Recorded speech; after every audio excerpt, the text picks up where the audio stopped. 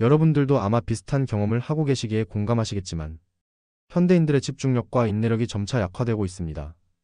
그 이유를 살펴보면 크게 네 가지로 요약할 수 있습니다. 첫 번째는 우리 생활 속 디지털 환경의 변화입니다.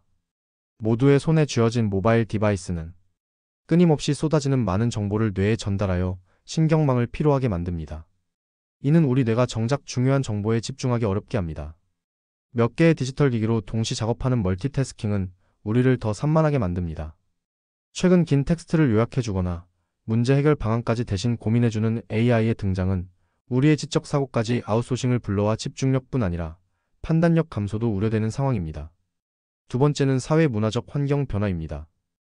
치열한 경쟁 속에 끊임없이 성과를 내야 하는 상황은 불안감을 증가시키고 스트레스를 높여 뇌의 집중력을 낮추게 됩니다.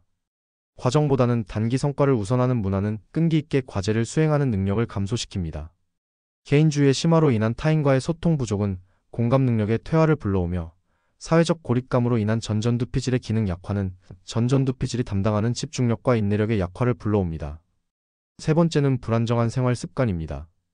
현대인들은 바쁜 일상으로 가공식품을 많이 섭취하며 불규칙한 식사를 하고 있습니다. 이로써 우리는 만성적 영양 불균형 상태에 빠집니다. 뇌 역시 영양 부족 상태에 신체 활동 부족까지 더해져 해소되지 못한 피로와 스트레스는 뇌의 집중력과 인내력을 현저히 낮춥니다. 네 번째, 뇌의 변화입니다. 중독성 강한 물질 섭취와 디지털 콘텐츠 소비는 도파민 시스템의 이상을 초래하여 우리 뇌가 쉽게 만족감을 느끼지 못하게 만들며 끈기를 약화시킵니다. 지속된 뇌의 이런 경험은 뇌가 가진 신경가소성 원리로 인해 뇌의 구조와 기능을 집중력과 끈기가 약화되는 방향으로 변화시킵니다.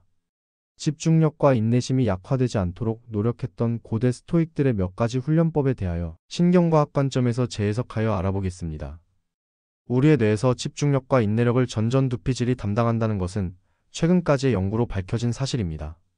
전전두피질은 우리가 장기 목표를 수립하며 집중력과 인내심을 유지하여 이를 달성하도록 합니다. 또한 충동적으로 발생하는 감정을 조절하여 올바른 사회적 행동을 결정하도록 해줍니다. 집중력과 인내력을 강화하려면 전전두피질을 활성화하는 동시에 편도체 활성화를 억제하는 훈련을 해야 합니다. 이 두 가지 측면에서의 훈련 방법을 알아보겠습니다. 먼저 전전두피질 강화 훈련법 4가지입니다. 첫째, 달성 가능한 목표 설정 및 기록하기입니다. 훈련 초기에는 너무 달성이 힘든 목표를 세우기보다 구체적이고 측정 가능한 목표를 설정합니다. 예를 들자면 매일 팔굽혀펴기 3회, 버스 정류장 1코스 걷기, 10분 먼저 일어나기. 이러한 일을 장기가 아닌 한 달 기간 정도의 단기 기간으로 계획하여 매일 실행 여부를 기록합니다. 당신의 전전두피질은 작은 성공 경험을 통해 성취감을 느끼고 활성화됩니다. 고대 스토익들은 자신이 통제 가능한 일과 아닌 일을 구분하고 통제 가능한 일을 목표로 설정하여 루틴으로 만들었습니다. 두 번째, 하루 5분 명상하기입니다. 하루에 5분이라도 자신을 현 순간에 집중할 수 있도록 선택된 조용함에 자신을 두는 훈련입니다. 명상은 반드시 자리에 앉아 집중할 필요는 없습니다. 지하철이나 버스 이동 중에 잠시 눈을 감고 이어폰에서 나오는 명상 음악을 들으며 5분간 집중하거나 지하철 계단을 오르는 발끝에 집중하는 방법 등 일상에서 실행할 수 있는 방법을 선택하면 됩니다. 명상은 잘 알려진 바와 같이 전전두피질을 활성화하여 집중력, 특히 감정 조절 능력을 강화해줍니다. 고대 스토익들은 새벽 시간 잠자리에서 일어났을 때, 일과 중 피로함을 느꼈을 때, 잠들기 직전 등 수시로 명상을 실행하였습니다. 세 번째, 신체 훈련입니다. 규칙적인 운동은 뇌 혈류를 증가시키고 전전두피질을 포함한 뇌 기능의 전반을 활성화시켜줍니다. 특히 심박수의 70에서 80%를 유지하며 30분 이상 실행하는 유산소 운동은 심혈관 기능을 개선하는 데 매우 좋은 것으로 알려져 있습니다. 고대 스토익들은 신체 단련을 일상에서 가장 중요한 루틴으로 만들어 두었습니다. 네 번째, 인지 훈련입니다. 스도쿠, 숨은 그림 찾기, 퍼즐, 단어 맞추기 퀴즈와 같이 작업 기억, 주의력 같은 인지 능력을 향상시키는 훈련을 자주 하여야 합니다. 이 훈련은 너무 길지 않고 즐거우며 자주 접할 수 있는 방법을 선택하는 것이 좋습니다. 다음은 편도체 안정화 훈련법을 알아보겠습니다. 편도체 안정화 훈련은 전전두피질 활성화 훈련과 깊은 관계가 있습니다. 우리 뇌는 편도체가 활성화되는 즉시 전전두피질 활성화를 강력하게 억제하게 됩니다. 그러므로 편도체가 자주 활성화되지 않도록 훈련하는 것은 전전두피질을 활성화하는 훈련과 같은 목적이라고 볼 수 있습니다. 그러면 편도체를 안정화시키는 3가지 방법을 알려드리겠습니다.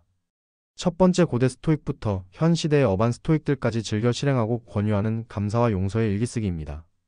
작은 것에 감사하는 습관을 익히면 외부의 자극에 자동화된 긍정적인 감정 반응이 일어나게 됩니다. 감사와 더불어 마음에 담아둔 불쾌함과 분노가 하루가 넘어가지 않도록 일기로 객관화하여 마음에서 내보내는 일을 해야 합니다. 두 번째, 미니멀한 사회적 연결입니다. 인간이든 사물이든 자신에게 부정적인 감정을 유발하는 관계는 과감히 정리하고 긍정적인 정서 교감에 도움이 되는 것들로 자신의 주변을 채워야 합니다. 세 번째, 호흡하기입니다. 부정적 감정이 일어나는 즉시 길고 깊은 호흡을 습관화해야 합니다. 인간이 가진 자율신경 중 호흡만이 의식적으로 통제할 수 있습니다. 길고 깊은 호흡은 활성화된 편도체를 진정시키는 응급 처방입니다.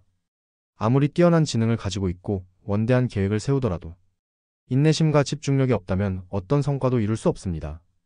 스토아 철학에선 관념보다 실행력에 더 많은 가치를 두고 있기에 인내심과 집중력 향상에 많은 노력을 해왔습니다. 오늘 소개한 스토익들의 인내심과 집중력 향상 훈련법을 조금씩 실천해 나간다면 맑은 정신으로 자신이 중요하다고 믿는 일과 사람들에게 열정적으로 집중할 수 있을 것입니다. 이 영상에 동의하신다면 구독을 잊지 마세요. 나인 스토아랩을 구독하고 스토익으로서 살아가거나 스토익으로부터 영감을 받을 수 있는 영상들을 계속 확인해 보세요. 나인 스토아랩과 함께하면 더 행복하고 더 성공적인 삶을 살기 위한 방법들을 배울 수 있습니다.